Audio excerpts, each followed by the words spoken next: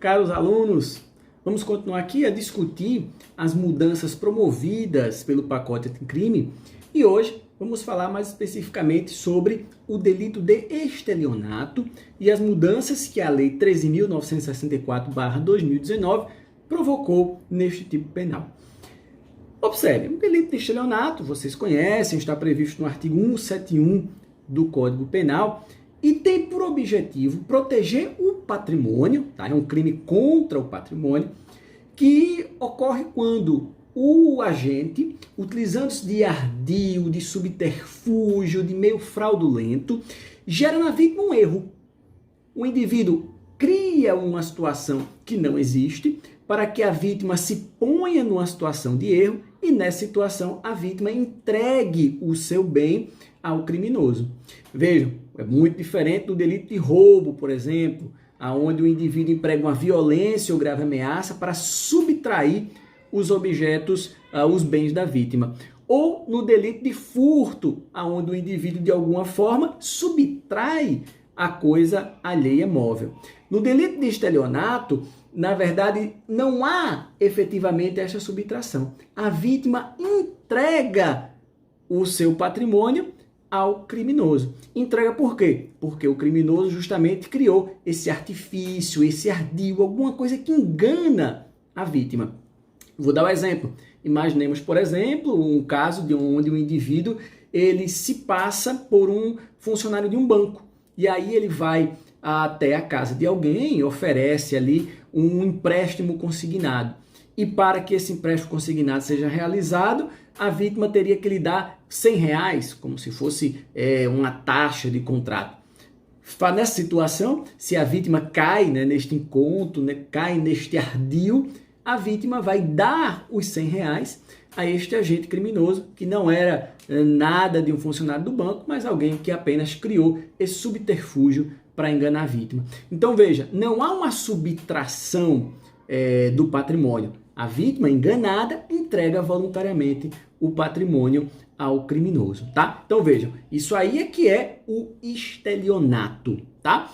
O que aconteceu com o pacote anticrime? O que é que o pacote anticrime mudou no delito de estelionato? Mudou o seguinte, o delito de estelionato, ele era um crime que se processava independentemente da vontade desta vítima enganada. É aquilo que nós chamamos de crime de ação penal pública incondicionada. Ou seja, ainda que a vítima não quisesse, ainda que a vítima não tivesse interesse que o Estado processasse criminalmente aquele indivíduo que praticou o delito, o Estado processaria. O poder público, aí pensando-se aí na polícia e no Ministério Público titular da ação penal, tinha o dever de ofício de executar a investigação e mover a ação penal contra este indivíduo para que o Estado juiz pudesse julgá-lo, tá? Independentemente da vontade da vítima, crime de ação penal pública incondicionada. Esta era a regra até a vinda do pacote anticrime, até a Lei 13.964/2019. Por quê? Porque o pacote anticrime instituiu um novo parágrafo 5º ao artigo 171. Este parágrafo 5º novo diz o seguinte, diz que o delito de estelionato passa a ser de ação penal pública condicionada à representação. Veja que agora mudou a situação. A ação penal continua pública, ainda há necessidade da atuação do poder público, do titular da ação penal, do Ministério Público, tá? Não vai ser uma ação privada, vai ser uma ação pública, mas para que os órgãos estatais possam atuar, há necessidade de haver representação da vítima. Ou seja, a vítima, a pessoa que foi enganada, ela tem que manifestar o interesse em que o Estado execute a sua função de investigar, de apresentar denúncia e, eventualmente, depois o Estado punir o indivíduo que praticou este crime a partir do Estado juiz. Então, vejam, agora há necessidade, em regra, de que a vítima manifeste este interesse, o interesse em que o criminoso seja processado. Então, nesse exemplo que eu dei para vocês aqui, do indivíduo que foi lá e se passou por um agente do banco, há necessidade de que a vítima, a pessoa que foi enganada, manifeste este interesse em que o criminoso seja punido para que o Estado possa atuar. Então, há agora necessidade de representação, tá? Esta é a regra geral. Percebam que, no meu ponto de vista, os delitos contra o patrimônio, onde não há violência nem grave ameaça, deveriam sempre ser assim, ser crimes onde há necessidade de representação da vítima, ok? Agora, a legislação, e aí o pacote anticrime também trouxe essas exceções, a legislação trouxe situações em que, mesmo sendo estelionato agora, pelo novo regime da lei, o crime será de ação penal pública incondicionada. Que situações são essas? São situações em que a vítima possui certo grau de vulnerabilidade, e em razão disso, pelo fato da vítima ter esta vulnerabilidade, a lei diz que, nessa situação, mesmo que a vítima não queira, o processo continuará. O crime será de ação penal pública incondicionada ainda. Quais são as situações? Situações em que o delito de estelionato ainda é de ação penal pública incondicionada. Está aqui. Administração pública direta ou indireta. Quando a administração pública direta, indireta ou indireta for vítima, exemplo, o indivíduo pratica um crime de estelionato contra o governo do estado, contra o município. Tivemos agora, por exemplo, na situação de pandemia, pessoas que estariam praticando estelionato contra o governo de estado, especificamente estado do Nordeste, enganando o governo do estado, forjando a venda de respiradores, venda essa que não se consumou. Essas empresas receberam dinheiro, pelo menos segundo o que está sendo veiculado aí na imprensa, essas empresas receberam o dinheiro e não entregaram os produtos, enganaram o Estado, criaram um ardil, né, como se estivessem vendendo esse produto, mas não estavam. Fizeram tudo isso apenas para se completar do patrimônio público. Nessa situação, nós temos um delito de estelionato, mas que será de ação penal pública incondicionada, independentemente da vítima Estado. Por quê? Porque está aqui previsão como exceção quando a administração pública direta ou indireta for vítima.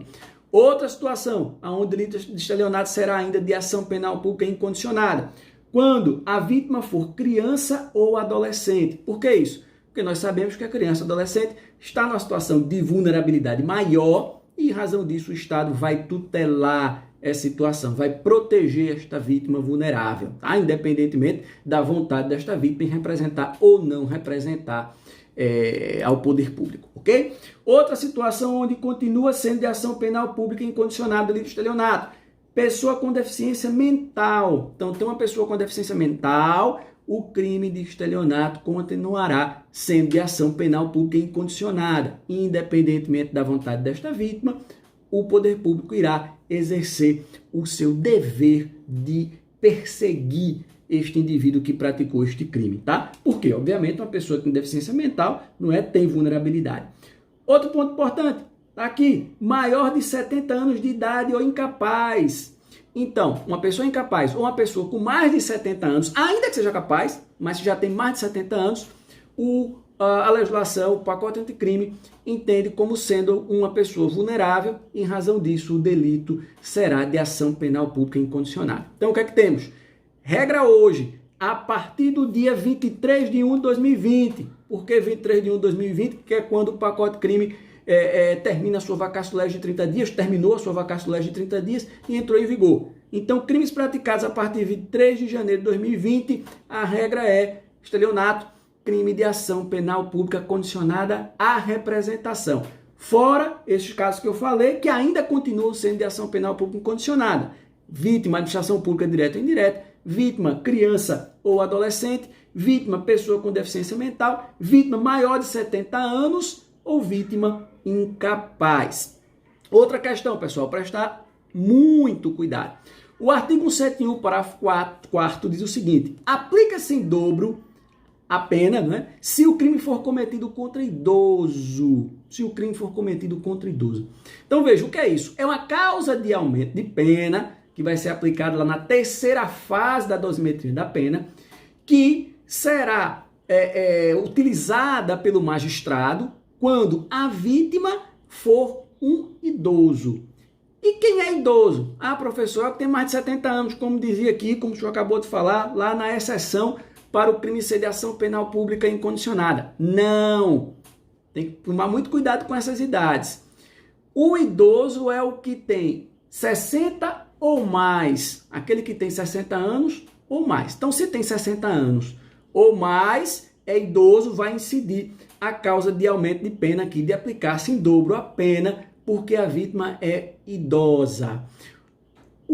A idade de 70 anos ela será necessária apenas para dizer se o estelionato será de natureza pública incondicionada ou de natureza condicionada. Então, tem que separar isso aí. Mais 60 anos ou mais já vai incidir a causa de aumento do artigo 171, parágrafo 4º. Agora, para que o estelionato passe a ser de natureza pública incondicionada, aí é mais de 70, ok? Mais de 70 anos. Outra coisa para vocês não esquecerem, o artigo 182 do Código Penal previa já, antes do pacote anticrime, situações em que o delito de estelionato seria de natureza pública condicionada à representação e não incondicionada. Quais eram as situações? Quando o crime fosse praticado pelo cônjuge separado, lei ainda fala desquitado, a gente nem usa mais essa expressão, era o cônjuge separado, tá? Contra o outro cônjuge. Quando fosse praticado um irmão contra outro, ou quando fosse praticado por tio e sobrinho, ou sobrinho contra o tio, quando esses coabitassem. Então, nessas situações, ainda antes do pacote anticrime, já se entendia que nessas situações, por causa do disposto no artigo 182 do Código Penal, o estelionato seria de natureza pública mais condicionada à representação, ok? Então, vamos lá. Antes do pacote anticrime, antes de 23 de 1 de 2020, a regra é estelionato natureza pública incondicionada. A partir disso, a regra é natureza pública condicionada à representação, com essas exceções que eu falei para vocês, ok?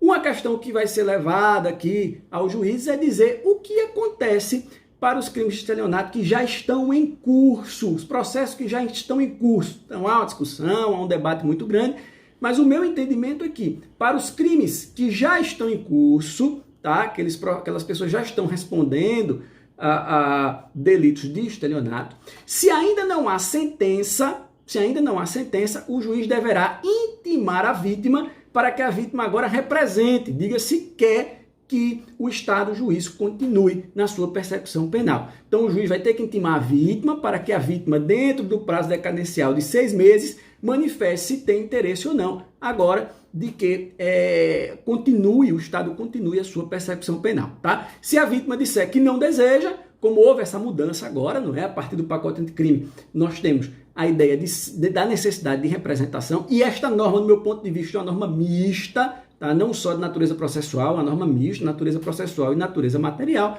benéfica ao réu. Então, a vítima tem que se manifestar e agora representar, ainda que o crime tenha sido praticado antes, tá? Ainda que o crime tenha sido praticado antes, por quê? Porque é uma lei mais benéfica ao réu, então ela tem que ser aplicada imediatamente. Então o juiz intima a vítima para que a vítima manifeste se tem o interesse de representar. Se a vítima fica calada, passou o prazo 6 meses, então nós vamos ter a decadência e a consequente extinção da punibilidade.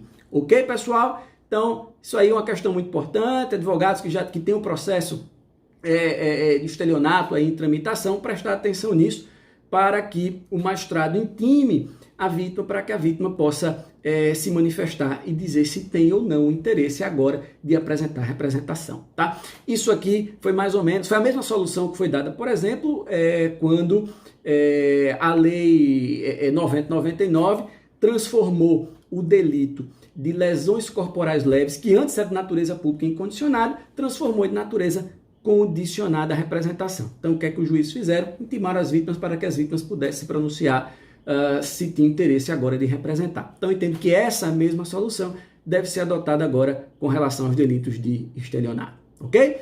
Então, um grande abraço e seguimos aqui debatendo temas relacionados ao direito penal e ao direito constitucional. Um grande abraço, meus queridos alunos.